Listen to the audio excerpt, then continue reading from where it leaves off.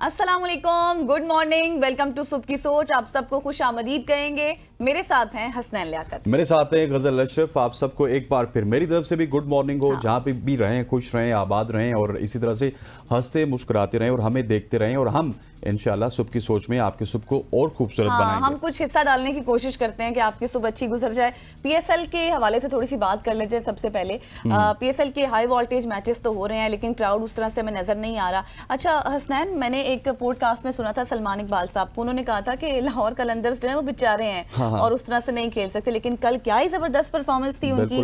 3 साल बाद जिस तरह से कराची को उन्होंने हिट किया और किस तरह से मारा, मतलब मैं तो ये कहूंगी कि don't under estimate the power of anyone, है ना। एग्जैक्टली और आप ये जब किसी पॉडकास्ट में किसी को बेचारा कहते हैं ना, तो अल्टीमेटली वो सुन भी रहा होता है कहीं ना कहीं। वो 3 साल से हार रहे थे, कल उन्होंने वन साइडेड मुकाबले में कराची को शिकस्त दी। लेकिन जो आपने बात की है, ग्राउंड खाली होते हैं सिर्फ कराची मेरा का ग्राउंड। सवाल आपसे यही था कि ग्राउंड खाली है, सिर्फ कराची का ग्राउंड क्यों खाली है? रावलपिंडी का खाली नहीं है, लाहौर का खाली नहीं है, मुल्तान का खाली नहीं है, तो कराची का खाली क्यों है?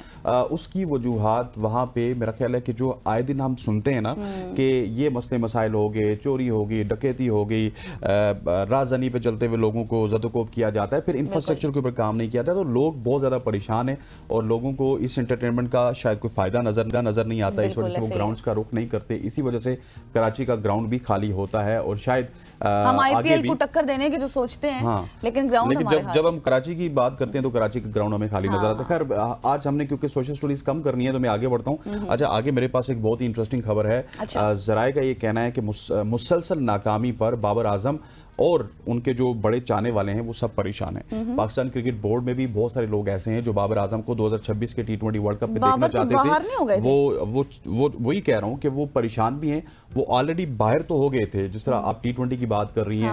T20 में न्यूजीलैंड सीरीज में तो वो बाहर हुए थे, लेकिन 2026 के क्रिकेट वर्ल्ड कप में उनकी वापसी की राहें हमवार की जाती थी और ये कहा जा रहा था कि बाबर आजम अगर PSL में परफॉर्म करेंगे तो वो टीम में वापस आ सकते हैं। लेकिन अनफॉर्चुनेटली बाबर आजम ने पहले मैच में 0 बनाया, दूसरे मैच में 1 बनाया और अब अगर बाबर आजम इसी तरह से मुसलसल नाकाम रहे तो उनकी 2026 की T20 वर्ल्ड कप में वापसी मुमकिन नहीं होगी और ये पाकिस्तान क्रिकेट के लिए एक बहुत बड़ा नुकसान होगा। बाबर आजम को अगली 8 इनिंग्स में कुछ ना कुछ करना होगा और इस शल से निकलना होगा। अगर वो इस शल से नहीं निकल पाए तो 2026 के T20 वर्ल्ड कप में आप बाबर आजम को नहीं देख सकेंगे। ये हमारे जराए का कहना है। अब आगे बढ़ते हैं और आगे बढ़ते हुए कुछ भी मुमकिन है, कुछ भी मुमकिन है। आज हमने थोड़ा सा क्रिकेट के ऊपर बात की, क्रिकेट के ऊपर डिटेल सेगमेंट आगे जाके करेंगे, लेकिन आज हमने ट्रेंडिंग स्टोरीज नहीं किए। मामलात ऐसे चल रहे हैं जिनके ऊपर हमने बात करनी है। सबसे पहले अगर इस्लामाबाद हाई कोर्ट की बात की जाए तो इस्लामाबाद हाई कोर्ट के जजेस की ट्रांसफर और नई सीनियरिटी लिस्ट का मामला इस वक्त सुप्रीम कोर्ट में है और सुप्रीम कोर्ट में इस मामले की कल समाअत होगी 17 को। इंपॉर्टेंट समाअत है ये, बड़ी इंपॉर्टेंट समाअत है। हाई कोर्ट में जो झगड़ा चल रहा है ना जजेस के हवाले से, उनकी सीनियरिटी लिस्ट के हवाले से या फिर उनके ट्रांसफर के हवाले से। अब जो मैं आपको बताऊं कि सीनियर तरीन जब बना दिया गया था सरफराज जोगर साहब को फरवरी में, तो उसके बाद फिर उनको आपको पता है कि ट्रांसफर भी उनका किया गया, जिस तरह से जो भी मामलात हुए। अब ये कहा जाता है 5 जजेस जिन्होंने एतराजात उठाए, उन्होंने कहा कि अब ये ऑथ लेना होगा जो भी जिसका भी ट्रांसफर होगा। जब जाहिर है वो ऑथ लेंगे तो फिर वो सीनियरिटी में कम हो जाएंगे, लेकिन गवर्नमेंट की कहती है कि जब किसी का ट्रांसफर हो जाए तो उसके लिए ऑथ लेना जरूरी नहीं होता। इसके साथ साथ अब 17 अप्रैल को कहा जा रहा है कि जुडिशियल कमीशन ऑफ पाकिस्तान की मीटिंग भी है जिसमें फैसला होना है KP हाई कोर्ट के हवाले से, बलोचिस्तान हाई कोर्ट के हवाले से और इस्लामाबाद हाई कोर्ट के हवाले से। इस्लामाबाद हाई कोर्ट इसलिए भी इंपॉर्टेंट है क्योंकि यहाँ पे तमाम मेन और बड़े बड़े केसेस लगते हैं और मौजूदा सिनेरियो की अगर मैं बात करूँ तो इमरान खान के जितने भी केसेस हैं या फिर उनकी हियरिंग्स हैं या फिर जितने भी उनके आपको पता है बड़े बड़े केसेस के यहाँ पे ही चलते रहते हैं मुकदमा। इसी तमाम तरह सूरत पर बात करने के लिए हमारे साथ इन स्टूडियो आज सुबह सवेरे मौजूद हैं एडवोकेट एहसान साहब। बहुत शुक्रिया सर आपके वक्त के लिए, आपने अर्ली में ज्वाइन किया। सबसे पहले तो ये बताएं कि आइन का आर्टिकल की अगर हम बात करें 200, वो तो ये कहता है कि ट्रांसफर हो सकता है, लेकिन अभी जो लास्ट हियरिंग हुई थी आपको याद होगा उसमें तो ये सवाल उठाया जा रहा था कि हाई कोर्ट का जो कयाम है वो एक्ट के जरिए हुआ है।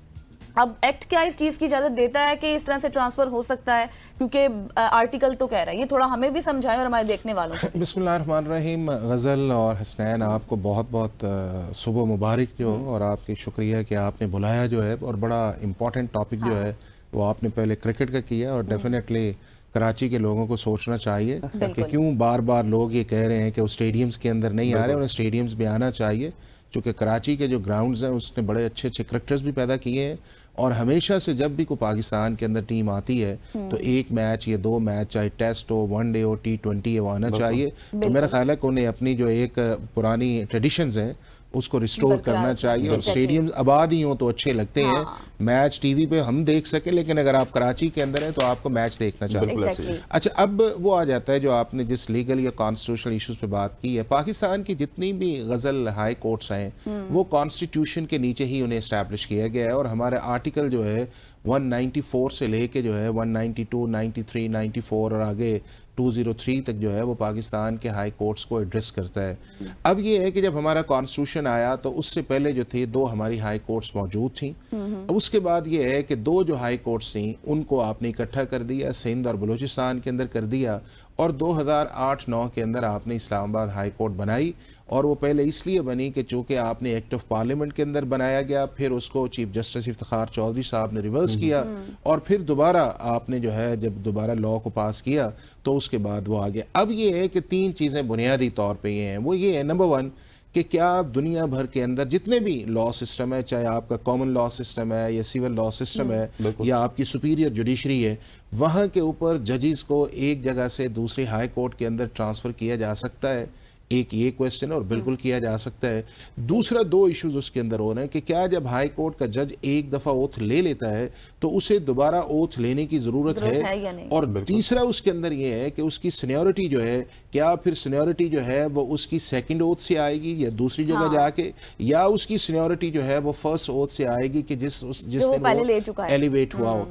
अब ये दुनिया भर के अंदर 100 से ज़्यादा ममालिक जहाँ जहाँ पे आपका रिटन कॉन्स्टिट्यूशन है वहाँ के ऊपर ये प्रोविजंस मौजूद है, और वो प्रोविजन किसी जगह ये है कि जो एग्जेक्टिव है या प्रेसिडेंट है वो सोल डिस्क्रिप्शन इस्तेमाल करता है, किसी जगह वो चीफ जस्टिस से मिलकर इस्तेमाल करता है, किसी जगह जो है उस जज की कॉन्सेंट जो लेनी चाहिए। हमारे ओरिजिनल कॉन्स्टिट्यूशन के अंदर ये प्रेसिडेंट का इंडिपेंडेंट प्रेरोगेटिव था, फिर हमने फर्स्ट कॉन्स्टिट्यूशन अमेंडमेंट लेके आए, उसके अंदर हमने कहा कि जिसको आपने ट्रांसफर करना है, चूंकि इंडिपेंडेंस ऑफ जुडिशरी तो भी है कि आपने उसका भी ख्याल रखना है, आपने उसकी कॉन्सेंट ली। फिर आपकी 5th कॉन्स्टिट्यूशन अमेंडमेंट आई तो आपने कहा जी कि जो जजेस चीफ जस्टिस हैं कि जिस जगह से आना है, जिस जगह जाना है, उसकी कॉन्करेंस भी चाहिए। अब आर्टिकल 200 के अंदर दोनों प्रोविजंस अवेलेबल हैं। अच्छा। आप किसी जज को परमानेंट ट्रांसफर भी कर सकते हैं, और अगर आप परमानेंट ट्रांसफर करते हैं तो उसकी सीनियरिटी भी इंटैक्ट रहती है, और उसके बाद ये है कि उसको सेकंड ओथ की भी ज़रूरत नहीं रहती।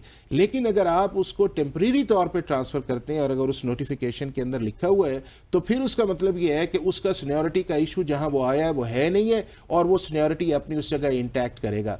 अब इंडिया के अंदर भी इसी तरह की प्रोविजन है, उनका आर्टिकल 122 है, हमारा 200 है, उनका आर्टिकल 122 है, और उसके अंदर उस जज की कॉन्सेंट जो है वो जरूरी नहीं है, सिर्फ चीफ जस्टिस और उसके बाद प्रेसिडेंट की है। अब उनके 34 से ज़्यादा जो जजेस हैं वो एक हाई कोर्ट से या दूसरी हाई कोर्ट के अंदर गए हैं, जो उनकी हमारी स्टेट्स, इस तरह हमारे प्रोविंसेस हैं, उनकी स्टेट है। इन 34 में से किसी एक की ना सीनियरिटी डिस्टर्ब हुई है, किसी एक जज को जो है आपने सेकंड ओथ पे भी नहीं लिया, अच्छा। और किसी एक जज के आपने पर्क्स एंड प्रिविलेजेस भी नहीं किए। इस्लामाबाद हाई कोर्ट के अंदर भी आपके 3 जजेस जो हैं वो लाहौर हाई कोर्ट से आए। एक जस्टिस सरदार असलम साहब आए, आपने उन्हें भी चीफ जस्टिस बनाया। उसके बाद जो है जस्टिस इकबाल हमीदुर रहमान साहब आए, आप डायरेक्ट आए, आपने उन्हें चीफ जस्टिस बनाया। और तीसरे जस्टिस बलाल साहब थे कि आपने उन्हें लाए और आपने चीफ जस्टिस बनाया।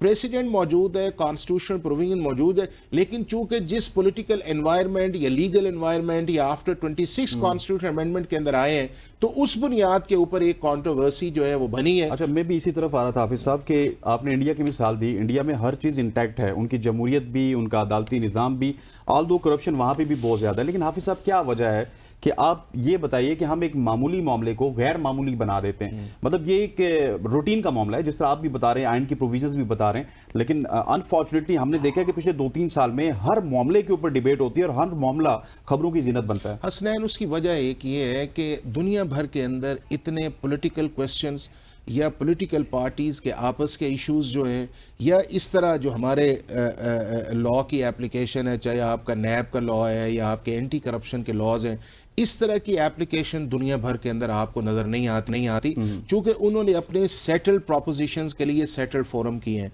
उनकी पार्लियामेंट उन इश्यूज को एड्रेस करती है, उनके अंदर टॉलरेंस एक चीज के अंदर है। उसके बाद ये है कि वहां के ऊपर जो पॉलिटिकल डायलॉग है वो बेस्ट सोल्यूशन है। हम क्या करते हैं कि हम जो पॉलिटिकल डायलॉग है या पार्लियामेंट की चीजें उन्हें फिर लेके आते हैं अदालतों के अंदर। जब अदालतों के अंदर लेके आते हैं और वहां के ऊपर फिर मेरा जज, आपका जज, लाइकिंग डिसलाइकिंग वो आपकी उसकी स्टार्ट होती है और उससे एक कंट्रोवर्सी जो स्टार्ट। अब आप देखें ना कि 2022 से जो इस चीज का आया क्लाइमेक्स आया, पहले तो ये है कि 2007, 8, 9 से आहिस्ता आहिस्ता जुडिशरी ने जो है वो पार्लियामेंट की जो डोमेन था उसको एक ओवर रीच की तरफ लेके गए। आपके प्राइम मिनिस्टर्स भी फारिग हुए, उसके बाद रीडिंग इनटू द कॉन्स्टिट्यूशन भी आया, री राइटिंग ऑफ द कॉन्स्टिट्यूशन भी आया। 62(1)(f) के अंदर आपकी टाइम लिमिट डिस्क्वालिफिकेशंस की नहीं थी, आपने वो भी डाल दी। पंजाब के अंदर जब वोट ऑफ नो कॉन्फिडेंस आया तो आपने कहा जी वोट भी नहीं काउंट होगा और आप डिस्क्वालीफाई भी होंगे, जो कॉन्स्टिट्यूशन के अंदर नहीं था। लेकिन जो क्लाइमेक्स में समझता हूं आया कि जब पीटीआई दौर के अंदर एक वोट ऑफ नो कॉन्फिडेंस आया जिसको पार्लियामेंट के अंदर आपको फेस करना चाहिए था, आपने उसको आर्टिकल 95 को आर्टिकल 5 की बुनियाद पे बुलडोज किया और आपने कहा जी कि बदनीति की बुनियाद है, इसके अंदर फॉरेन एलिमेंट है, लिहाजा हम इसको खत्म करते हैं या इसको किल करते हैं। जब आपने किया तो आपने देखा फिर सुप्रीम कोर्ट ने कॉग्निजेंस लिया, फिर वो मामला गया, फिर अगर वो भी सेटल नहीं हुआ फिर उसके बाद इलेक्शंस का मैटर आ गया, फिर चीफ मिनिस्टर्स का मैटर आ गया, फिर प्रेसिडेंट की डेट देने का मैटर आ गया। तो ये वो सारी चीजें थी कि जो पॉलिटिकली एड्रेस होनी चाहिए थी, जो नहीं की गई, और उसका सबसे ज्यादा इफेक्ट जो है स्टैन वो पाकिस्तान की सुप्रीम कोर्ट को और इस्लामाबाद हाई कोर्ट को आया। जिस तरह आपने भी इशारा किया कि Islamabad high court being a capital बड़ा एक इंपॉर्टेंट हाई कोर्ट है कि जो भी चीज वहां पे जाती है और जहां वहां पे फिर अपनी मर्जी की चीजें करते हैं, चाहे जजेस जो हैं वो इंडिपेंडेंट होकर भी काम करे, लेकिन लाइकिंग या डिस आप देखें ना कि पिछले कई सालों से हम कह रहे हैं कि हम इस चीफ जस्टिस को नहीं मानते, हम इस जज को नहीं मानते। ये हालांकि अगर आप ये देख लें तो पिछले 5-7 साल के अंदर किसी एक पॉलिटिकल पार्टी के हेड जो है, चाहे पीपल्स पार्टी है, चाहे पीएमएलएन है या पीटीआई है, जिसकी सजा जो है उसको कंफर्मेशन जो है वो इस्लामाबाद हाई कोर्ट ने दी हो। नीचे से जो भी आते हैं किसी न किसी को यहाँ पे रिलीफ मिलता है, लेकिन चूंकि हमने जो चीजें जिस फोरम पे एड्रेस करनी चाहिए थी, या हम उसको मीडिया में ले आते हैं या हम अपने सोशल मीडिया पे चले जाते हैं और वहां के ऊपर एक सेंसेशनल जो काम आता है और उसका अल्टीमेट विक्टिम जो है वो पाकिस्तान का जस्टिस सिस्टम बना है। और उस जस्टिस सिस्टम के अंदर जब ये चीजें आती हैं तो फिर अपनी ओन इंटरप्रिटेशन आपको देखे ना कि अगर यही ट्रांसफर मैटर है, आपको कोई भी शख्स जो है उसने आके बताया इस चीज के अंदर कि ये सिर्फ पाकिस्तान के अंदर नहीं है, दुनिया के 100 ममालिक से ज्यादा है। यह सीनियरिटी का प्रिंसिपल जब आपकी पहले दिन है उसी दिन आपका होता है, सेकंड ओथ नहीं है। अगर ये होता तो दुनिया के किसी मुल्क के अंदर सेकंड ओथ का कॉन्सेप्ट होता ना, या सीनियरिटी जो है वो ले आते, जी इंडिया में ये हुआ है, अमेरिका में ये हुआ है, बरतानिया में ये हुआ है, फलानी जगह ये हुआ है। लेकिन चूंकि हम उन चीजों को एड्रेस नहीं करना चाहते और हम ये सब अभी भी जो सारा आपका क्रिटिसिज्म है वो चला गया है प्रेसिडेंट का, जी प्रेसिडेंट को नहीं करना चाहिए। अभी प्रेसिडेंट अगर तो बजाते खुद करता नहीं, प्रेसिडेंट अगर खुद करता तो आप उसको जस्टिसिएबल कर सकते थे। अब उस प्रेसिडेंट के साथ पाकिस्तान का चीफ जस्टिस इन्वॉल्व है, उसके अंदर आपका केपीके का चीफ जस्टिस था, उसके अंदर बलोचिस्तान है, सिंध है,